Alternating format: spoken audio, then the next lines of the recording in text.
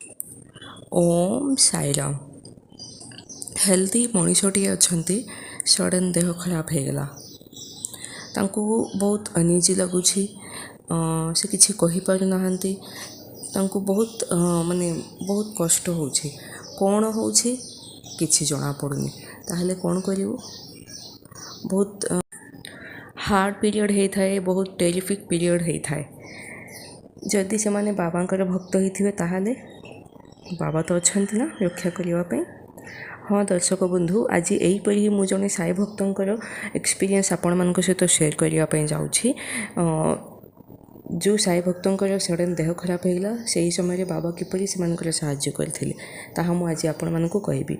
आ hopefully आपण मानक यही मेसेज आज जहाँ भी अच्छे ताहा मध्य भल लगे।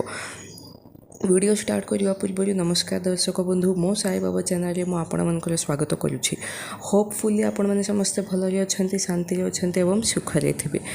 एवं मो आशा करुछि आपण माने प्रति मुहूर्त आम बाबा को ही स्मरण करुछंती। बाबा को आशीर्वाद सर्वदा जेपरि आम उपरे रहू, एही प्रार्थना रे ही आज वीडियोटी मु स्टार्ट करुछि। चलंतु डेरी करिवानी वीडियोटी को स्टार्ट करदेबा। जेपरि मु स्टार्टिंग रे कहिछि जणे अछंती साई भक्त, तांकर सडन देह खराब होगा।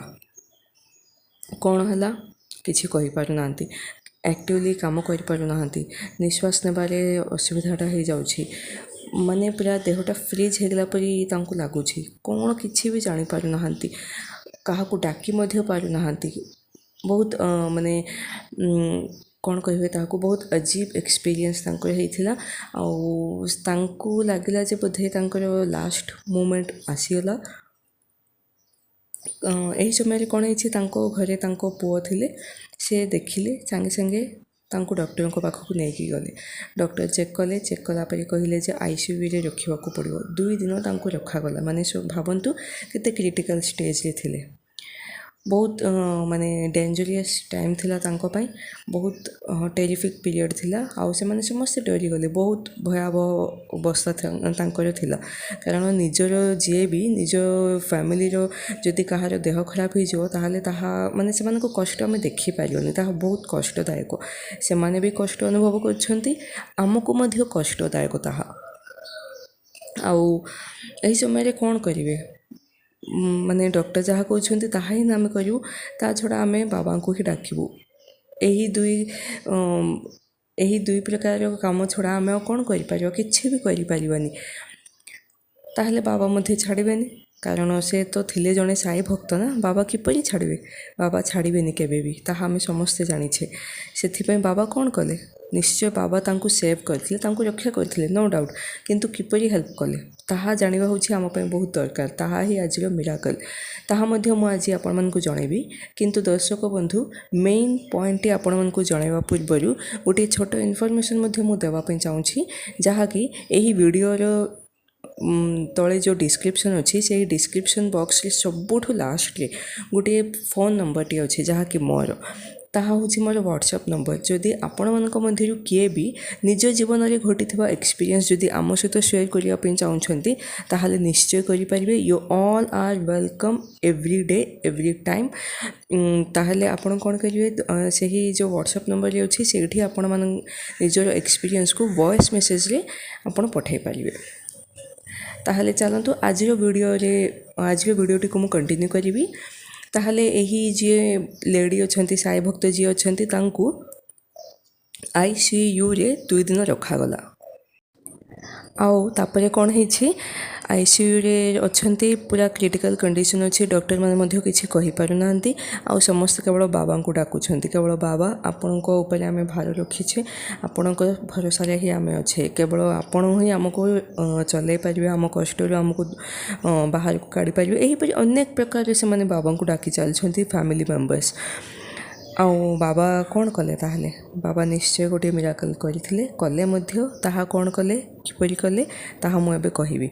एही जे महिला अछंती पेशेंट जे अछंती से थिले आईसीयू रे, तांकर किछि भी सेंस नहीं, से पूरा अचेत हेकी अछंती। एही समय रे बाबा तांको देखा गले। केते अद्भुत देखंतु, बाबा देखा गले। आउ बाबा कहिले जे मते सबुदिन तमे पूरा रुटी खाइबा को दउछ, मु किपरि तुमको छाड़देवी।